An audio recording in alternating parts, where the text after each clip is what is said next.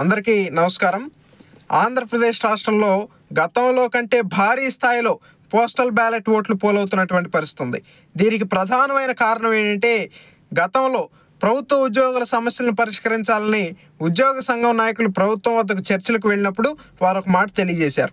ఈ రాష్ట్రంలో ప్రభుత్వ ఉద్యోగస్తులు మరియు వారి కుటుంబ సభ్యులందరూ కలుపుకొని సుమారుగా 30 లక్షల పైచిలకు ఓట్లు ఉన్నాయి కాబట్టి మా సమస్యలను పరిష్కరించండి అని వారు ప్రభుత్వానికి వినతిపత్రం అందజేస్తే, ఆనాడు సజ్జల రామకృష్ణారెడ్డి వీళ్ళని ఎంతో వెటకారం చేస్తూ, ఎంతో అవహేళన చేస్తూ, అయితే వెళ్ళి రాజకీయ పార్టీ పెట్టుకోండి అని ఆనాడు అతను ఉచిత సలహా ఇచ్చినందుకు గాను దాన్ని ప్రోత్సహించిన జగన్మోహన్ రెడ్డికి ఓటమిని రుచి చూపించడానికి ప్రభుత్వ ఉద్యోగస్తులందరూ కూడా సిద్ధమయ్యారు అని ఈ సందర్భంగా తెలియజేస్తా ఉన్నాను.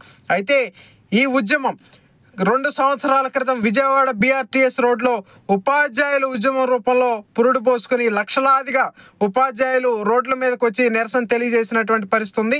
దాన్ని జగన్మోహన్ రెడ్డి తన అధికార మదంతో ఏ విధంగా అయితే అణచివేశాడో, అది ఈరోజు కట్టలు తెంచుకొని తమ ఓటు రూపంలో జగన్మోహన్ రెడ్డిని పదవీచ్యుతుడిని చేయడానికి సన్నద్ధమై ఈరోజు పోస్టల్ బ్యాలెట్ల ద్వారా ప్రభుత్వ ఉద్యోగులందరూ కూడా తమ ఓటు హక్కును వినియోగించుకుంటున్నారని ఈ సందర్భంగా తెలియజేస్తున్నాను.